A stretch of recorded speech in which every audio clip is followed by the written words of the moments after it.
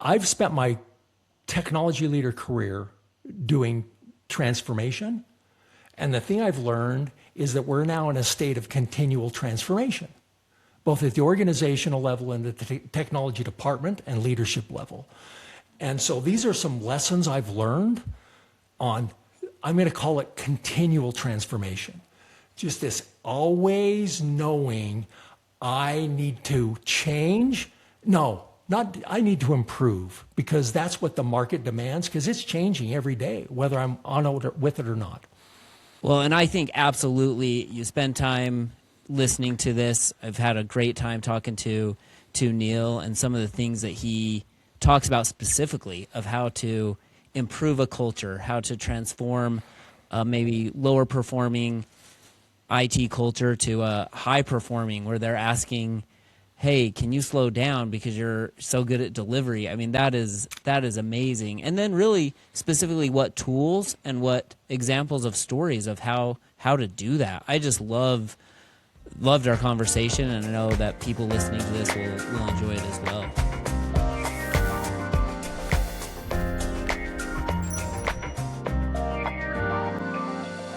Niel, we really appreciate you being part of the Valcom team, the Valcom ecosystem. Thanks.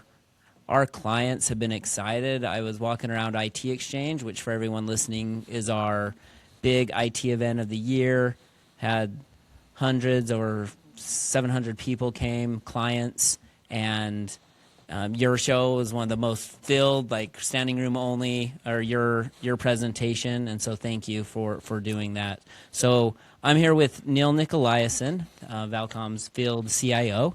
And I mean, there's other names we could have given him, like IT guru or CIO consultant, and but we landed on that because it can encompass all things. And one of the things we really want to accomplish with this podcast is really sharing experiences, I think for a couple reasons. We want people to learn, grow, understand wisdom from other CIOs. We also want to share the experiences so people know they're not alone. I think we talked last time as a lonely job, and we had a technical glitch. We've already done this show once, and we used a software that didn't work so well, and so we switched softwares, and we're redoing it. So Niel, welcome. I have so many questions, and I'm excited to do this again. First question I want to know, before we get into your history and all of that, why the heck should people listen to our podcast? What do you think? That's a great question. I think because we're together, Mike and I are going to talk to technology leaders, CIOs, CTOs, VPs of IT, CISOs, those type of people who have learned important lessons that I think we could all learn. Because, as you said, it's a difficult job. Sometimes it's a lonely job. And I think one of the things that makes it lonely is to think I'm the only one going through this. And it's nice to find, I found in my career in networking with other technology leaders, we're having similar experiences. We're having similar challenges. And it's wonderful to find out, hey, somebody's done something that worked. I might try that too. And so to me, it's just the shared knowledge, the networking, a lot of the things that have worked for me, I learn from others. And so I think this is an opportunity to share that same experience, because the role's not getting less challenging. It's becoming more critical to the organization, and it's with that criticality comes new types of challenges. It's not a technology role, it's a leadership role, a business leadership role, and it's just different. And I think we'll bring more leadership lessons as well as the technology thinking, the technology methodologies that you've created, and we're super excited to do this. So you look back on your career, you start off as mechanical engineer or something like that, and you end up in IT. We'd love that. As you look through what kind of your journey, and I'd love you to give the recap or how you even got to where you're at in your journey, and a couple of lessons along the way. Like what stood out along the way as you pivoted and as you got into that IT? I think it's a fascinating story. I'd love Okay, to so share. just a bit of my background, like Mike asked. So I did not start my career in technology. I had very little to do with information technology. I started my career in nuclear engineering. In college, my bachelor's degree was in physics. I wanted to be a nuclear engineer, so I joined the nuclear Navy. After 4 years in the Navy, I realized the Navy's moves slowly.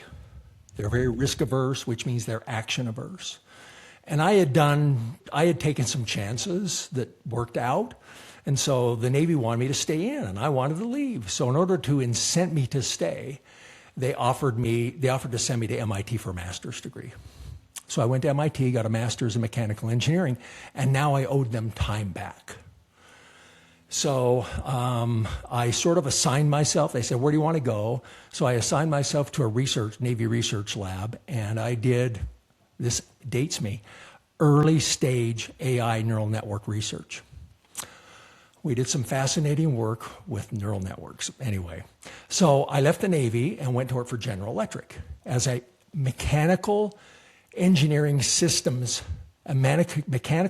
engineering manager. So I'm a pretty young guy, but I had this team of 50 grizzled, old, angry, bitter mechanical systems engineer. And so I'm leading this group, and it was a good group. They were a little skeptical of me at first, but they turned out, oh, okay, he's not an idiot. So that's always been my claim to fame, Mike. I'm not very good, but I'm not an idiot. So I was doing well at GE, and they came to me and they asked me, so here I'm in my early 30s at this point. We want you to lead a lean manufacturing project to see what it would take to shrink the cycle time, the production cycle time for our product. I worked at a GE business that built locomotives. It took 6 months to build a locomotive. We were constrained by just area, just how long it took to build a locomotive. We were constrained to building about 300 locomotives a year. The demand for our locomotives was higher than that. We could have sold more if we could have built more. So people would place an order and they'd get their locomotive in a year or two. So they said, Neil, what if it took fewer than 6 months to build a locomotive? So I said, okay, I'll figure it out. So kind of mapped out the whole process, learned about lean manufacturing, and we shrunk the cycle time to 3 months. Only took 3 months to build a locomotive. So the next year we sold almost 600 locomotives. It was kind of impressive. It was a really great lesson learned. And finally now, at this point, I'm in my mid-30s. What lesson did you learn? That you could do stuff? That you're not an idiot? What lesson did you learn that you took away from that? it? No matter how good things are, you can make them better. This plant had been in operation for 50 years. They thought they'd wrung out every opportunity for improvement in the world. But was it your education, your different way of thinking, just believing you could get it better? Like when our to be honest, people that are listening, like, what did they learn? Like, is it lean? Did you apply lean because that's what you're educated? Like, how'd you do it? To be honest, that's a great question I've never thought of before. I think what made it possible is that I collaborated with everybody, because I had to work with everybody across the whole production cycle. Engineering, manufacturing, procurement, sourcing, legal, everything, right? How do we shrink the cycle time? And the other thing was, and this is, I'm in my mid-30s, I had an aptitude for it. Here I am, I'm mid-career, early, whatever you want to call, and I finally figured out what I was good at. I have a superpower, and it took me a while to figure out what my superpower is. My superpower is, just the way my brain thinks, when people describe a situation to me, just mentally I can see how it connects. And also because that see kind of cause and effect. Okay, we're doing this in serial. What if we did this in parallel? This is a bottleneck. What causes the bottleneck? And so I started to figure out who I was professionally and what I'm good at. So I left GE. I grew up in Utah. I needed to come back to Utah for family reasons, and ran the process improvement line of business for a small consulting firm.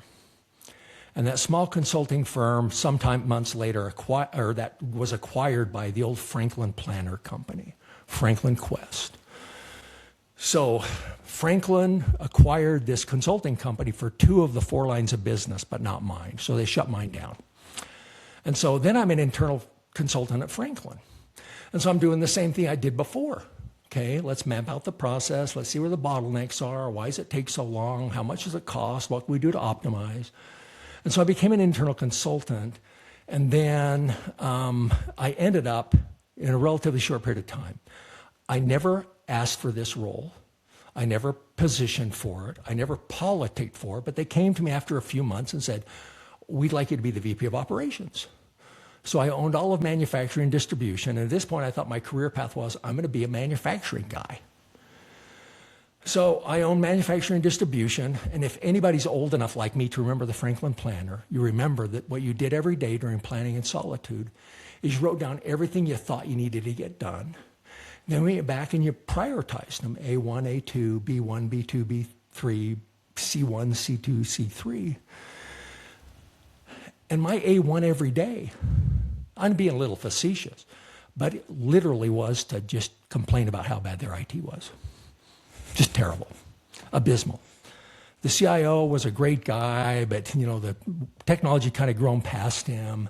His team wasn't that, I used to joke with them, you count uptime by whether or not there's power to a desktop or laptop, not whether the systems are working. If there's power to it, it must be up. No, we had serious downtime problems. And so I complained a lot, and I was younger, Mike. I was a little more brash. I was a little less patient. Maybe it's not possible for me to be less patient, but I thought I was. And so I was in this running battle with IT all the time.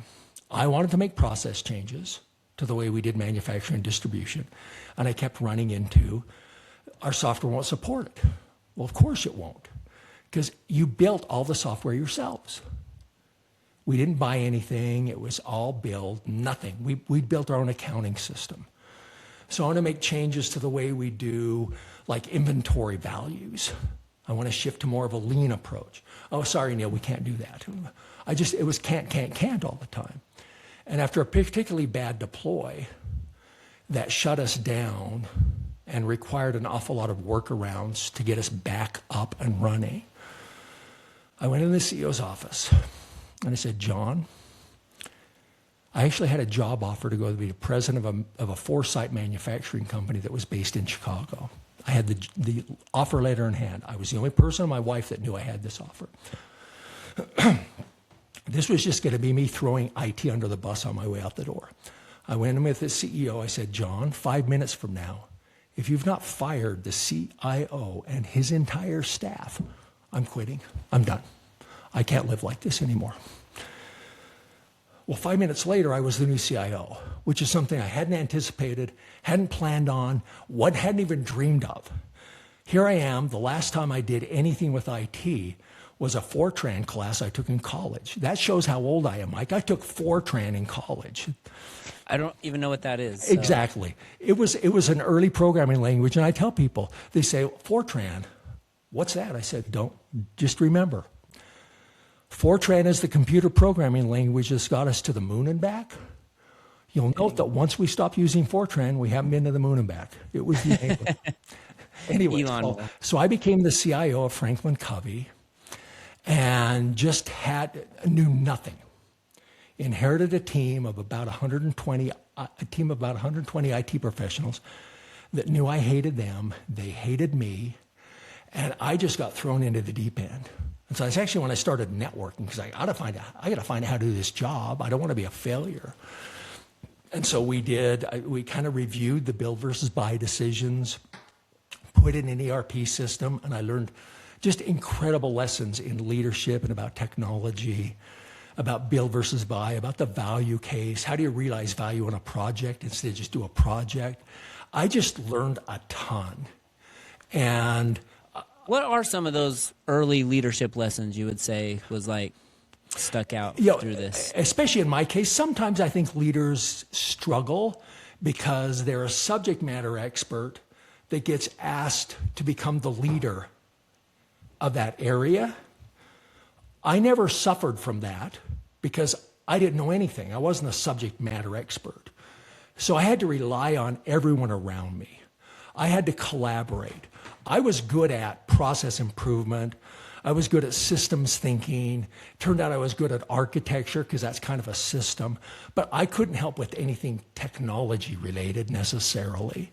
And so what I learned is that leadership is a role, but it doesn't mean I'm the expert at anything. So it helped me realize I take my role seriously, but if I'm relying on my expertise, on my subject matter expertise, I'm probably shortchanging everyone else's expertise. And so even when, as I've gone through my career, one of the things I've always had to remind myself is they asked you to lead because of what you're good at. Instead of being proud of and kind of flaunting my expertise, my job is to make everybody else on my team as expert as I am at that. Because otherwise, every time they rely on that expertise, they're relying on me, and I become a bottleneck. So would you say, as you've looked through like your beginning and your skill in like systems thinking and all of that, that's translated mostly to where your strengths lie and where you've seen IT needing that skill, and as you've trained others, that's really helped them? Like, and is that something, they're really good at the technology part, but need to learn systems thinking or need to learn leadership? Like, what are some of the gaps that you've seen or that you've helped fill? Because I think it's part strategy, it's part business, but what really is it? I think, and the thing, again, I was thrown into this, so I didn't have to work my way up through the technology ranks.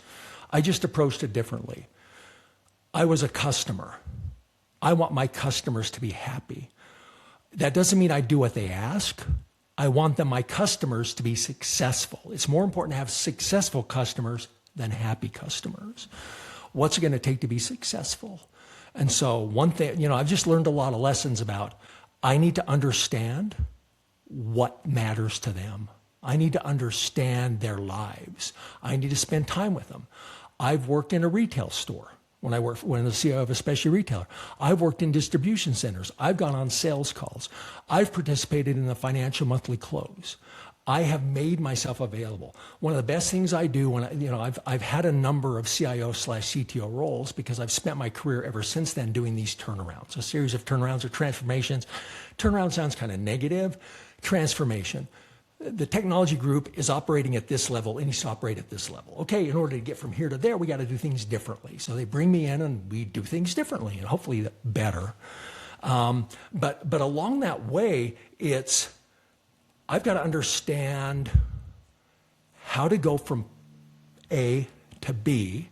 And this is where my system thinking helps, because I say, okay, what are the things that are stopping us from going from A to B? From a root cause analysis perspective, what capabilities do we need that we don't have? What technology capabilities do we need that we don't have? What process capabilities do we need that we don't have? And then bigger, I've found over time, what cultural capabilities do we need that we don't have? Because the thing that's evolved the most for me is a recognition and an understanding respect for culture. If I build, and then the other thing is, the important thing to me is, if I'm going to take my team and also the entire organization on this journey from where we are to where we need to be, they have to trust me. So I always ask myself, what does it take to build relationships of trust with everyone in my life? Everyone. My staff, my extended team. I'm on the executive team. What does it take to get the executive team members to trust me? What does it take for the CEO to trust me? What does it take for the board of directors to trust me? Because I'm going to be asking them to do big things and ask their approval. And then what does it take to get the teams of my executive team peers to trust me? And so to me, it's the most important lesson I've learned is, since I've had kind of these transformational roles, and honestly, I think any tech leader today, it's a transformation role, which means I've got to get people willingly to follow me. I'm going to say, here's where we're going. I need you to come with me. They're only going to come with me if they trust me. What does it take to build relationships of trust? I have to be competent. I have to be credible. I have to be a decent human being. People don't trust people who abuse them. They have to believe that I understand their lives. And they have to believe the vision I've painted for them of where we're going and why we need to get there.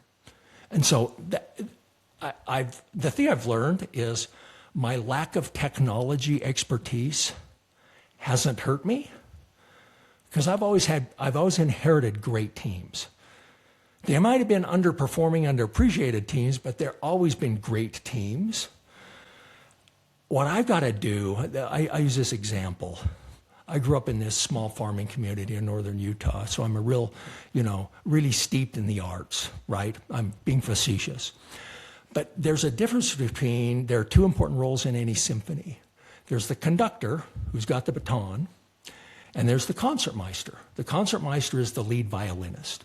Anytime you look at a symphony, the first person that's sitting furthest to the left on the front row is the concertmeister.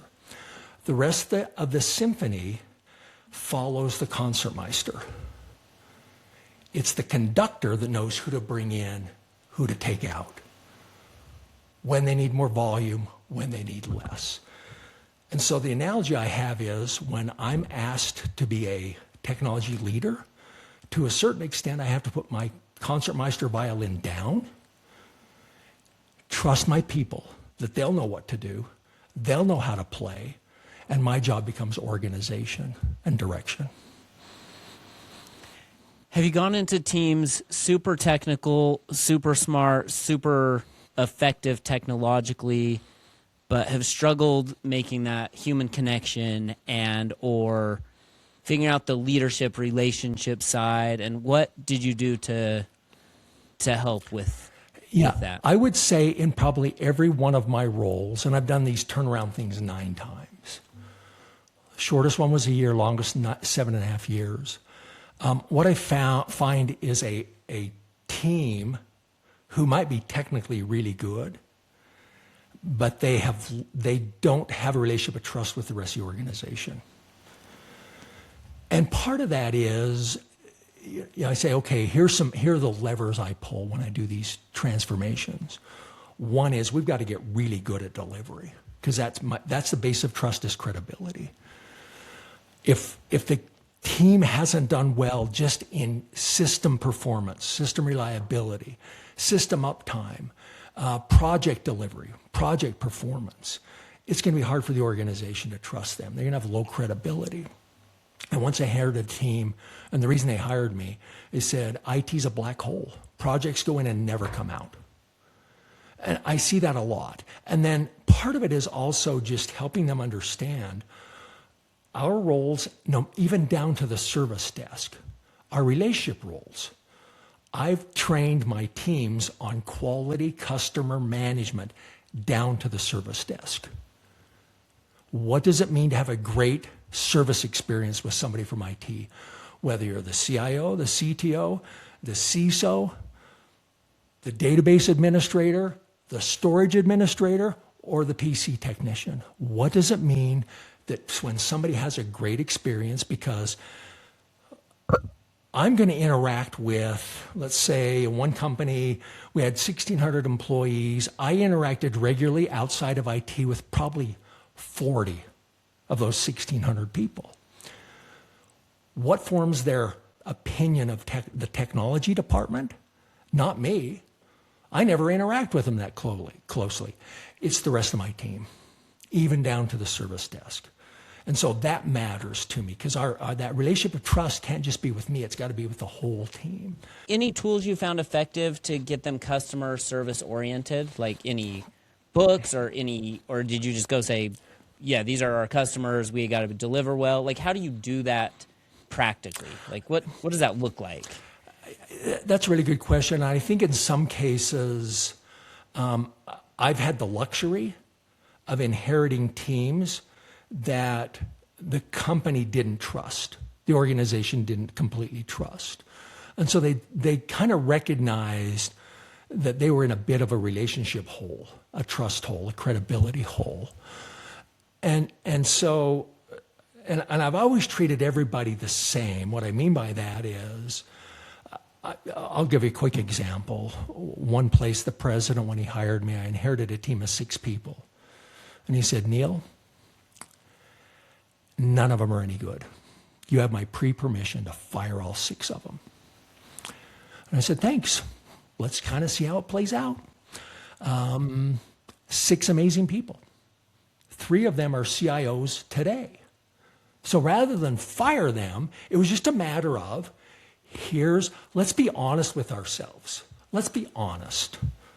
If you want, I've sometimes used some customer satisfaction surveys because sometimes I've had teams doubt. I don't think it's that bad. Let's ask our customers. Let's see what they think of us. You know, when you do an IT department net promoter score and you're at 20%, you got some room to grow. It's okay to recognize, but the whole thing is, wherever we are, we're going to get better. That's the goal. This is just a baseline. And we're going to get better. And here are the ways we're going to get better. Because it's the same thing when I'm telling the organization, we're going to go from where we are to where we need to be. I create that same, hopefully, vision and credibility and trust with the IT department. Wherever we are, let's look at what's happening around us. Even if it's not a transformation or turnaround. Technology changes every day. What capabilities do we need in order to guide the organization into a technology-driven future? What do they say? Say, we've had bad leadership in the past, or our CEO won't invest in technology to make it so we can? And then how do you overcome those? Because, I mean, these people are people we've worked with, and they're great. They're running teams. They care about their teams. They care about their customers, which are the employees. They are geniuses. We're working with them, and then what you've seen is you've been able to elevate that. What's usually the bottleneck that they have a difficult with that they need to, that may be able to help? It could be any of those things, Mike. One team, the previous CTO was this tyrannical micromanager and just beat people up all day long. I'm like, one of the people I inherited, she said, we were living the Stockholm syndrome. We didn't know how bad it was. We just kind of accepted that this was reality. Because I'm like, how did you stay here? When people would tell me these stories, this is what it was like. I'm like, why did you stay? It's like, Stockholm syndrome. You love your abuser. I'm like, okay, whatever. And sometimes it's the organization won't invest. So really, it doesn't matter where the starting point is. It's, let's ask ourselves. And that's why it's important to understand and align to what the goals and priorities are of the organization. The organization needs to go from here to here. In some cases, we're going to inform the organization that we need to go from here to here. Okay, let's talk about what would it take for us to do that. What are we lacking today? What are the areas we need to get better at today? And I can tell you, it's delivery. This one, serious downtime problems. Serious. Okay, it's hard for people to trust us with their future if we can't keep the current systems up. Let's do some root cause analysis. Let's understand what causes the downtime. We were terrible at production change. You track it for a couple of weeks, you can see every time we made a production change, the system went down. Okay, we're terrible at this. Can we just say we're terrible at this? Guess what? We can get better at this. The rest of the world's figured out how to do quality production changes. We're going to get good at this. We got good at it. And after that, we never had an outage unless it was delivered by a third party. How'd you get good at it? So I rely on my process improvement stuff. So I'm going to backtrack just a little. So we're going to get good at delivery. What does that take? I'm going to train everybody in the organization on Agile because that improves delivery in when life's uncertain, iterative methods work better. I'm going to train everybody on Lean. Lean is the study of waste. Where's waste? What causes waste? The primary form of waste in IT is rework. If I do a failed production deploy, I have to redo it. That's rework. Okay, how do I avoid rework? There are 4 primary tools in Lean to improve processes. So I train everybody on the forms of ways. Here are the primary 4 tools, and we're going to get good at them. And then there are what I call the ITIL foundation. We're going to get good at production change. We're going to get good at service management, service definition and management. And we're going to get good at incident response and improvement. If we're good at those 3 things, over time, we're going to get better and better. A quick example, so I've got some very pragmatic tools. I was thinking about this because we're going to do this kind of this CIO University thing. I'm putting the content for that together. And I was thinking about the first session or the second session after the introduction is on improved delivery. And we talk about Agile, Lean, and ITIL. And an example of this, bringing those together, is I call it proactive service improvement. So let's make sure we're capturing all of the incidents that are happening as reported to the service desk or our bug catcher or whatever we're doing. Once a month, we get the entire group together, the whole team, software engineering, system administration, service desk, everybody. Okay, let's do a Pareto analysis of those incidents that have been reported. Let's pick one of the top 2 or 3 and ask ourselves, how do we stop this from ever happening again? I want to stop it. Okay, who needs to work on stopping this? Well, I need somebody from software engineering because it seems to be a software bug we can't find. We got a memory leak somewhere, whatever it is. I need storage administration. I need the database administration. Whatever the problem is, we try and figure out, okay, how do I stop this from happening ever again? And I tell people, if you do that for 6 months and knock down the top 1 or 2 every month for 6 months, 6 months later, you're dealing with issues that no one cared about 6 months before. You know what I mean? You've just improved quality and delivery so significantly that one day the rest of the organization wakes up and says, our system hasn't been down in months. And then they blame me. They say that Niel guy's a genius. No. All I did was get the team together and say, let's figure out how to solve this. I hate to say it, it's an easy job because I don't have to do anything. Is that Agile? Is that Lean, or is that all those together? That's all those together. Yep. Okay, and then when you go into an organization, do they already have understanding of Agile and Lean, and you're teaching them? And then how do you teach them? Because people know of it, but I'm trying to think of our organization. Are we experts in Lean? No. Should I go get everyone trained in Lean? Maybe. Is that, I mean, is this official training, or are we just like, hey, I'm going to train you on Lean methodology, Lean thinking? Like, so how'd you do it? Over the years, I've developed the content myself. Happy to share with everybody. I always do. Here are Agile principles. When I go to an organization, like I inherited a large software engineering team once, we use Agile. No, they were using Agile methods, not principles. Meaning, we have a stand-up, we do sprints. Okay, that's a method. What are the underlying principles? Let's focus on the principles. Same with Lean. Most organizations, especially IT organizations, I found lack a good understanding of Lean. And so I developed years ago a training program in Lean. It's short, it's easy, Lean for IT. Same with the ITIL, I call it the ITIL Foundation. It's, okay, here are the things we want to get good at. So when I combine all 3, it's, okay, I've got an understanding of waste and continuous improvement, how to reduce waste and improve processes. I've got an understanding of Agile because that improves delivery. And I've got an understanding of ITIL so I know what the goal is. What's the goal? I never have a failed deployment. I always find and resolve the root cause. You know what I mean? So the combination's been very helpful. But that's been my approach. So we talked about improved delivery, and then you've also got to understand the engine that drives the business, because I need to align to that.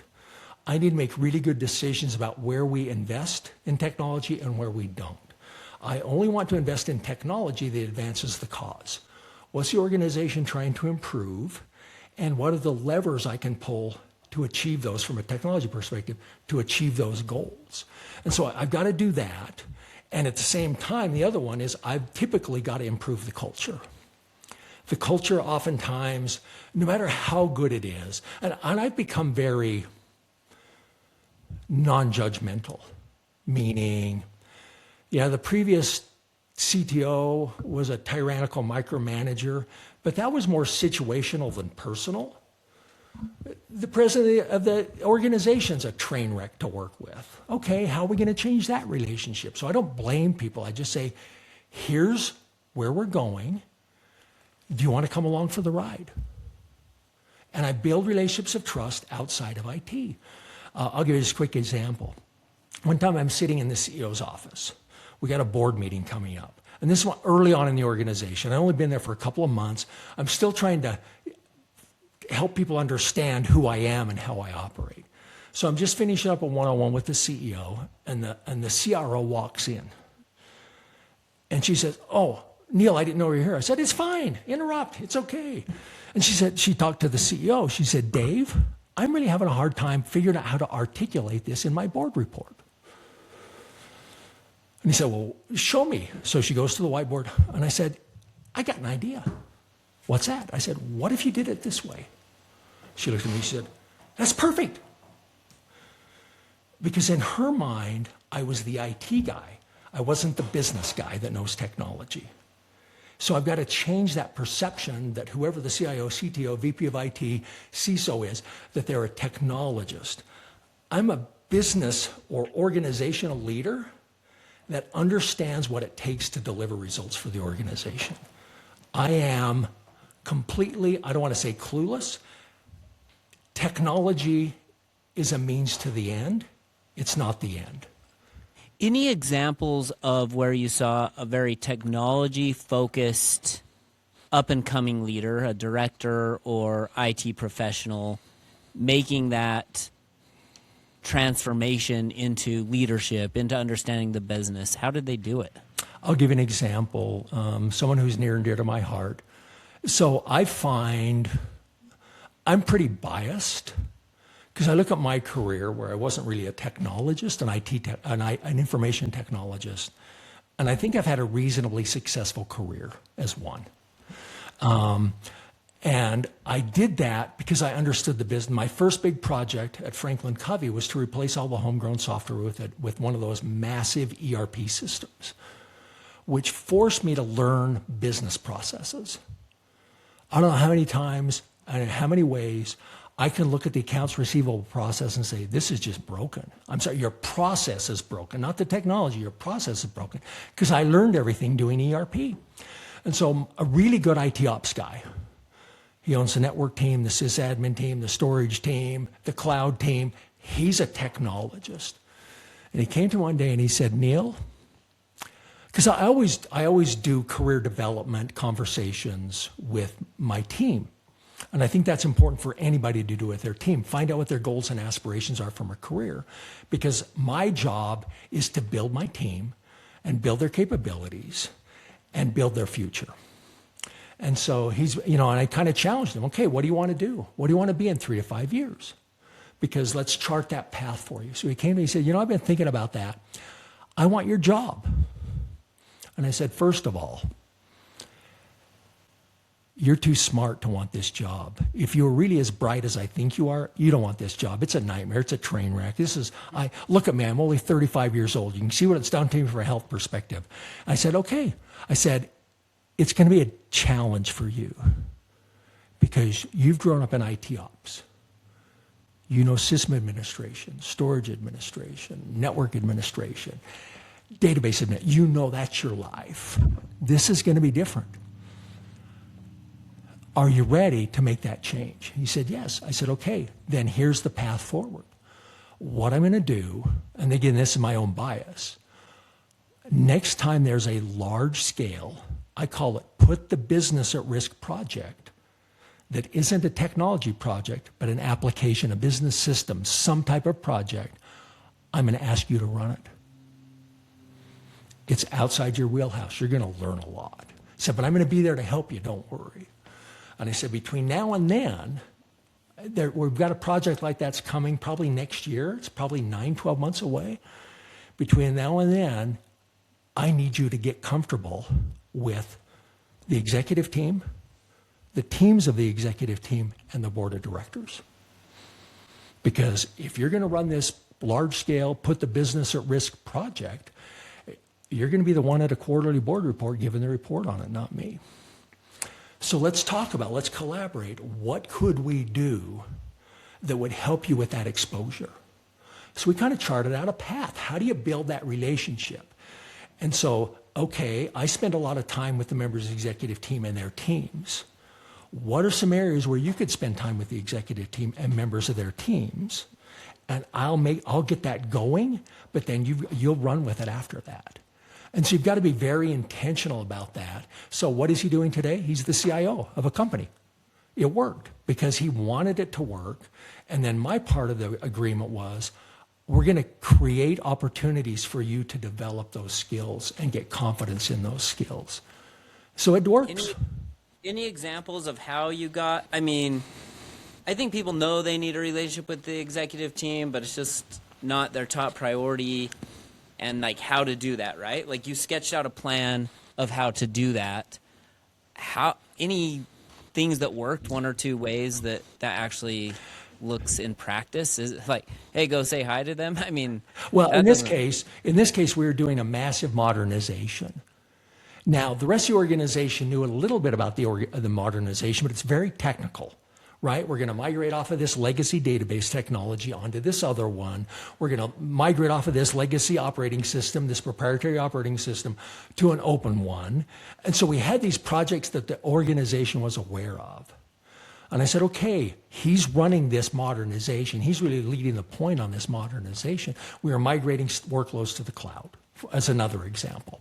Okay, let's just raise the level of transparency and reporting. We can invent a reason how modernization is going to affect and benefit the finance and accounting organization. Hey, let's ask the CFO if we can spend some time with him and his team talking about what they should expect to see from this modernization. Hey, let's go make some time. Let's make an appointment and meet with the VP of marketing and her team and talk about here's what we're doing and here's what you should expect to see. And I'd like to come back once a month and just give you a quick 15-minute update at your monthly staff meeting on where we are with the modernization. First, you make it important to them. Here's how you're going to benefit from the modernization. And then I just want to come back and give you an update every month. So you know we're on track or off track, and if we're off track, what we're doing to recover. Because ultimately, that's what my communications are. And then once you've made that introduction, then when he's talking to the finance and accounting team, they say, well, what about this? Oh, that's a good question. Let me come back to you next month and talk about that sounds like an issue for you. Let me come back next month and let's talk about what we might be able to do about it. So they're shifting from reporting to solution definition of management. And you just have to be intentional about it, which I think, and again, this is the other thing I've learned in my career. I cannot be the heroic leader. Instead of being the hero, I have to be the figurehead.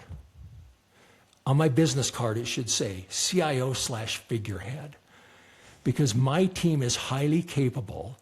I can let them, I tell people, once we've figured out what the right things are to get done and the right way to get things done, you should never need to ask permission. Just go. Are we doing the right things? Are we doing them the right way? Once you've got that, I want to get rid of the permission culture in my life. No one should ever need to ask permission. They might ask for advice. They might ask for input, but you should never have to ask for permission. One of the best books I've ever read is Turn the Ship Around by David McCat, where he takes over the worst submarine in the Pacific Fleet, and he gets rid of the permission culture. Instead of Captain may I, it's Captain I'm going to, unless you tell me not to. And he turns the whole culture around, because the last one we haven't touched on much is I want this culture where I want to lead. I think of it this way. Think of the capability and the capacity. If I've got a team of 12 people, what is our capacity? What are our capabilities if I'm the only one capable of getting anything done? As opposed to 13 people that can get stuff done. You want to turn around the attitude and the credibility for an organization. One of the best experiences in my life, the place that hired me, and when they hired me, he said, you got 6 people, fire them all if you want. And IT's a black hole, project's going to never come out. I started in August.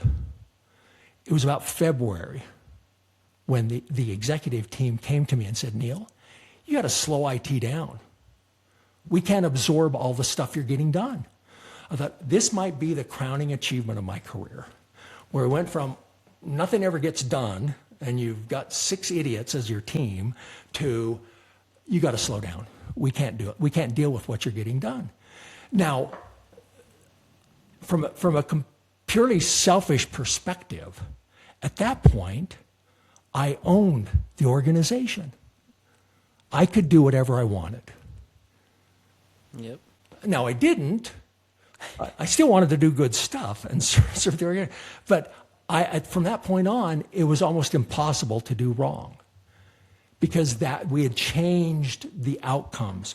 And we did it the same way we've talked about. Let's get really good at delivery. Let's get really good at relationship management. Let's get really good at trust. Let's do the right things and do them the right way. And let's be honest with ourselves. And one of the things that the most frustrating part of my career is sometimes encounter people on the team who are change averse. Well, Neil, no, we really can't do that. Or no, it's been successful for the last 8 years doing it this way. Oh, I don't know why you want to change it. I'm like, of all the professions in the world, who's seen more change in the last 30 years than IT professionals? No one. No one. We should be the most change-embracing group of people in the world. We should. And it's, anyway, so that's always been... And I think you are. And as I've observed, the best learners, and really, I have so much respect for all the IT professionals and CIOs in this, and which is really why we want to create this podcast, these conversations. And we really appreciate everyone joining CIO Unscripted. We're going to continue this conversation and talk another time, but we're going to continue. And I jotted down some notes. I want to talk about kind of your career development philosophy. I think that's something that we'll want to talk about. Culture, like really how I want to dig deep, like how do you establish a culture? How do you determine it? Is this vision boards and putting up quotes, or is this like just talking to the team and like how you really do that? Sure. But I love your story and what you've taught us.